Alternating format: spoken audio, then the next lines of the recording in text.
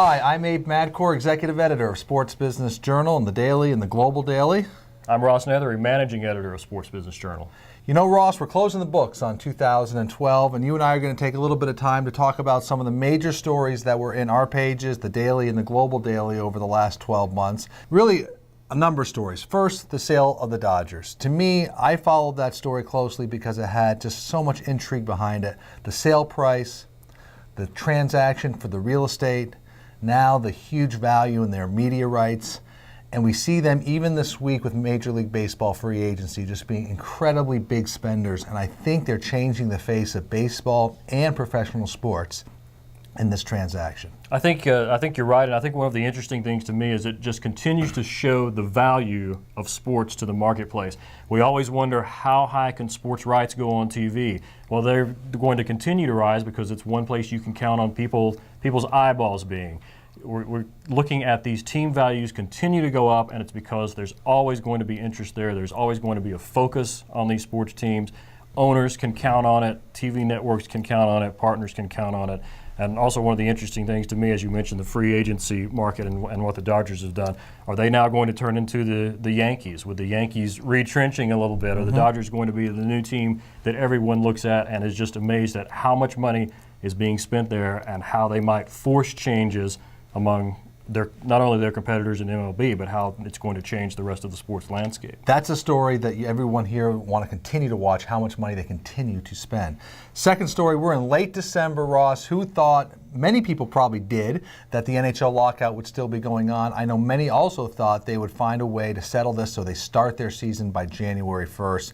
Late December, it's now become such a personality issue that it really is not even about, it seems, about the issue so much as about the personality of the Wills.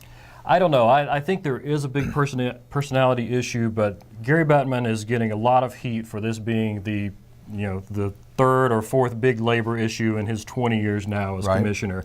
I think he does not want to go through this again. I think the owners don't want to go through this again, and I think they're going to take a really hard line. Personally, I would not be surprised if we don't have an NHL season at all. I still think there's going to be a season, but you're right. The window's closing. Everyone's looking now at a 48, 50-game season. There was a story today. Could they just, go for a shorter regular season and expand the playoffs? But they've got about 15 days to work this out, and I think at the end of the day they will get a deal. It just seems so close. But a lot of the intrigue that I'll be following is, will the players finally just push Don Fehr to make a deal? That, to me, is what it's going to come down to. Another key story for 2012 for me, Ross, I think one of the legacies of 2012, college executives and presidents finally did it. They were able to agree to a playoff. I think it was a tremendous accomplishment or a tremendous change, depending on how you look at it. A lot of people still don't support it. Right. One of the interesting things, obviously, is that people are still not going to be happy.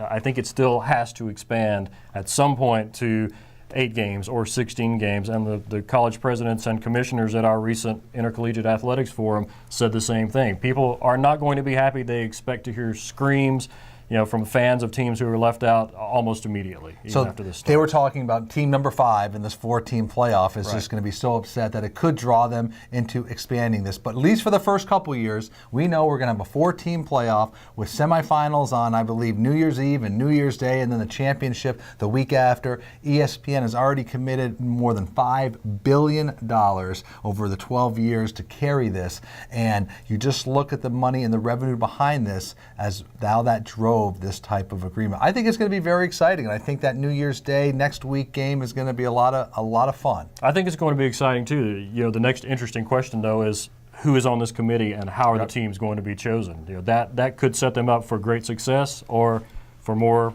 angst and tension. And what would you call this? That's the big question, right? The big question, yes. What is this championship called? And I think it's not going to be BCS 2.0 or anything at all related to BCS. Right. BCS is tainted. Some people may think it's a little in the rearview mirror by now, but I don't think you can go out of 2012 without talking about the success of the London Olympics. I think the London Games were tremendous, and it's interesting. Nobody knows really what to expect from Sochi and from Rio. But the London Games, particularly to me, with the success of the online element and how I was able to watch what I wanted to, when I wanted to, As we move forward to that, I think that's going to have a huge effect on the success of future Olympics. It will, but also the theory that online content cannibalizes the television content was just purely unfounded, because the television ratings were fantastic for NBC, and you're right, their success in the digital space was, I think, a big event lesson on how to do the games both linear television and in the digital space. I also think for the USOC and the IOC, the London Games really jump-started the energy behind these games, behind these sports, and it really was a value proposition that people got behind. So a big story there. Finally, our last story, at least there are plenty of them, but at least the last one we'll talk about today, the continuing increasing valuation of media rights. We saw a couple of big deals, Ross. Major League Baseball doubled their rights fee with their renewals with Turner, Fox, and ESPN. And NASCAR got itself a very healthy increase, 30 to 40%, depending on who you talk to, with Fox for the first part of their season. So again, we're seeing this robust marketplace. I agree, Abe, and I think this gets back to the issue we were talking about earlier with the Dodgers. Sports is still the reliable place for fans, for marketers, for sponsors, for teams and leagues to meet, and that's going to continue to be true as the media landscape fragments and people watch more and more programming on their DVRs. Sports is the place they go to for live events, and it has, I think, become the gathering place for, definitely citizens of the United States, whether they're in the stadium or whether they're following on social media, which you see more and more. Yeah, I think that the next story to watch on the NASCAR angle will be the second half of their deal and who gets that, and that could be in 13 or even into 14 for that deal. So 5 good stories that we looked at this year, Ross. 5 big stories of 2012.